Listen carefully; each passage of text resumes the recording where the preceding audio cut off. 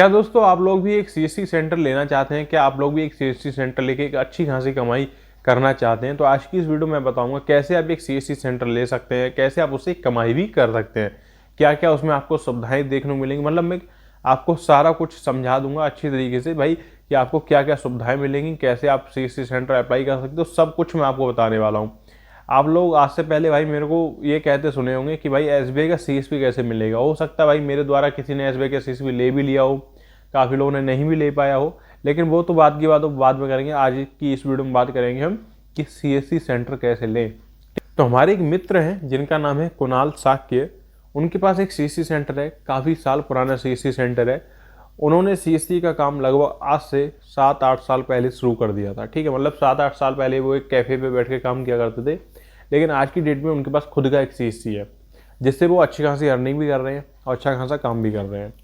तो उनको मैं बुलाऊंगा और उनसे मैं आपकी बात करवाऊंगा, उनसे मैं आपके क्वेश्चन पूछूंगा। सीएससी कैसे मिलेगा, क्या क्या डॉक्यूमेंट लगेंगे, क्या क्वालिफिकेशन चाहिए, कौन सा एग्ज़ाम देना पड़ेगा, कैसे अप्लाई होगा, कितने पैसे लगेंगे, कितना इसमें कमीशन है, कितनी इसमें कमाई है, सब कुछ हम पूछेंगे। तो चलिए चलते हैं कुणाल साक्य के पास और पूछते हैं कि एक सीएससी सेंटर कैसे मिलेगा। तो दोस्तों फिलहाल अभी आप मेरे साथ देख सकते हो कुणाल साक्य जी बैठे हैं, जिनसे मैं अभी आपसे पूछ के बताऊंगा भाई सीएससी लेने में क्या क्या खर्चा आएगा। मतलब सब कुछ मैं आपको यहाँ पे टोटल क्लियर करने वाला हूँ। तो उससे पहले कुणाल साक्य जी कुछ आप अपने बारे में बताइए। हेलो फ्रेंड्स, मेरा नाम कुणाल है एंड मैं सीएससी ऑपरेटर हूँ और मेरे को समथिंग आप मान के चलिए 6 से 7 साल हो चुके हैं। प्रॉपर मेरे को थोड़ी इसकी जानकारी हो रखी है। अब चलिए मैं आपको सीएससी आईडी कैसे लेते हैं उसके बारे में जानकारी देता हूँ। तो सबसे पहला जो क्वेश्चन है मेरा आपके लिए कि आप किसी भी नए बच्चे को जिसने 12th पास कर लिया है उसको रिकमेंड करेंगे कि आप सीएससी सेंटर लो? सर बिल्कुल करूँगा। अगर उसने जैसे कि उसको पढ़ाई में रुचि नहीं है, आपको उसको खुद का कोई बिजनेस करना है तो भाई कंप्यूटर की नॉलेज है तो कर सकता है।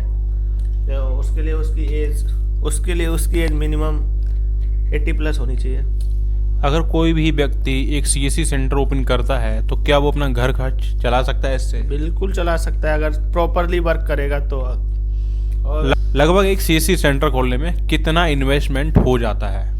मिनिमम आपको पूरा दुकान का सेटअप बनाने में 1+ हो जाएगा। आपका कितना इन्वेस्टमेंट हुआ था? मेरा तो सर धीमे धीमे हुआ था फिलहाल।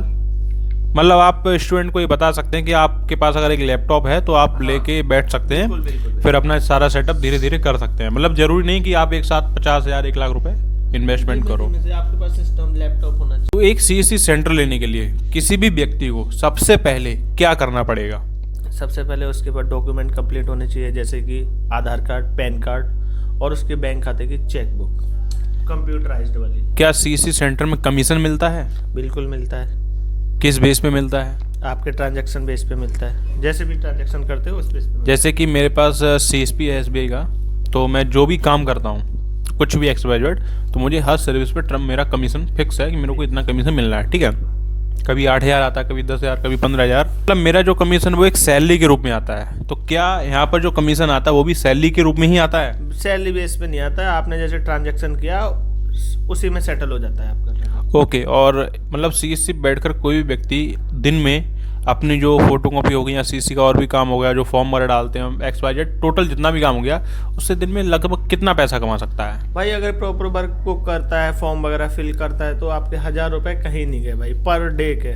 मतलब कोई बंदा अगर सीएससी में आता है तो 1,000 रुपये पर डे के कमा सकता है। क्या इसमें आपको DigiPay वगैरह की आईडी वगैरह मिलती है? बिल्कुल सर, आपको APS ट्रांजैक्शन मिलते हैं। DigiPay लाइट हो गया, DigiPay वेब हो गया, माइक्रो ATM मिलता है, जिससे आप कोई व्यक्ति बिल्कुल नया सीएससी सेंटर लेता है तो उसको DigiPay आईडी या फिर ई-डिस्ट्रिक्ट आईडी कितने दिनों में मिलेगी और उसके लिए क्या क्या रिक्वायरमेंट रहती है या क्या उसमें टारगेट रहता है? सबसे पहले तो सर CSC आईडी लेनी पड़ेगी, जिससे आपको समथिंग ट्रांजैक्शन बेस पे जैसे एक आईडी आएगी ई-डिस्ट्रिक्ट वाली, जो अपने आय मूलजात राशन कार्ड वगैरह बनते हैं, वो पर मंथ 3 महीने तक आपको 30,000 रुपये ट्रांजैक्शन करना है। उसके बाद आपको ई-डिस्ट्रिक्ट मिल जाती है। उसके बाद आपको ई-डिस्ट्रिक्ट आईडी आ जाएगी। ई-डिस्ट्रिक्ट आईडी आने के बाद क्या फ़र्क है कि हम सीएससी से जो काम कर सकते हैं वो ई-डिस्ट्रिक्ट से कर सकते हैं? मतलब कुछ काम बढ़ता है क्या ई-डिस्ट्रिक्ट आने के बाद? बिल्कुल बढ़ता है। आप CSC से भाई राशन कार्ड नहीं बना सकते, आय मूलजात नहीं बना सकते, जो भी है वो ई-डिस्ट्रिक्ट से होते हैं। पैन कार्ड वगैरह पैन कार्ड वगैरह, बिजली का बिल वगैरह, ये आप CSC ID से ही। मतलब कुछ लोग ये सोच रहे हैं कि हमको अगर एक बार CSC मिल गई तो ये सारे काम हम CSC ID से कर सकते हैं। बिल्कुल बिल्कुल बिल्कुल। लेकिन अभी तो आप कहते हैं डिस्ट्रिक्ट से कर सकते हैं। भाई मैं पैन कार्ड आय मूल जात के बात कर रहा हूँ। तो यहाँ पर मतलब कस्टमर को ये समझाना है कि आप CSC लेने के बाद आपको एक ID और लेनी पड़ेगी ई डिस्ट्रिक्ट, जिसे लेने के लिए आपको ये सारी टर्म कंडीशन पार करनी पड़ेंगी। वो आपकी CSC ID से ही अप्रूव। ओके, उसी के बाद आप आय जात मूल वगैरह ये सब बना सकते हैं। बिल्कुल। क्या इसमें डिस्ट्रिक्ट मजिस्ट्रेट जो DM होता है उनका कोई रोल होता है? कुछ नहीं होता है, बाई चांस जब कोई चेकिंग वगैरह आती है तो अभी आपकी ID में अगर पेंडेंसी मिल सकती है तो आपकी ID कुछ दिनों के लिए होल्ड कर सकते हैं वो लोग। जैसे हमारे पास CSP है तो हमारा तो हर महीने ऑडिट होता है भाई, चेकिंग होती है, ठीक है। क्या CSC की भी ऐसी ऑडिट वगैरह होता है? डिस्ट्रिक्ट मैनेजर की तरफ से आपको कुछ नहीं होगा, जैसे कि अपनी जो उत्तर UP गवर्नमेंट सरकार, उससे कुछ नहीं होगा। CSC की टीम आपको हर महीने विजिट करती है। अब एक आखिरी क्वेश्चन है, आप जितने भी हमारे सब्सक्राइबर हैं, यूजर हैं, आप इनको इतना गाइड कर दीजिए, किसी को भी CSC चाहिए तो वो पहला कदम क्या उठाए? सर आपको पहले कदम के लिए सबसे पहले तो मैंने आपको पहले बताया, आपके डॉक्यूमेंट प्रॉपर होने चाहिए। आधार कार्ड, पैन कार्ड, बैंक की जो चेकबुक होती है वो कंप्यूटराइज्ड होनी चाहिए। सबसे बड़ी बात, उसमें एक सबसे पहले CSC लेने के लिए आपको टैग का एग्जाम देना पड़ता है। टैग रजिस्ट्रेशन जिसे बोलते हैं, वो आपका पहले एग्जाम होगा, फिर उसके बाद CSC अप्लाई होगी। CSC अप्लाई कहाँ से करेगा बंदा? टैग रजिस्ट्रेशन करेगा सर, एक साइट आती है टैग रजिस्ट्रेशन करके आप गूगल क्रोम पे डालेंगे, वो भी हम आपको स्क्रीन पे दिखा वो देंगे। आपको स्क्रीन पे मिल जाएगी। तो मतलब वहाँ से हम CSC के लिए अप्लाई कर सकते हैं। एक CSC अप्लाई करने में कुछ खर्चा आता है?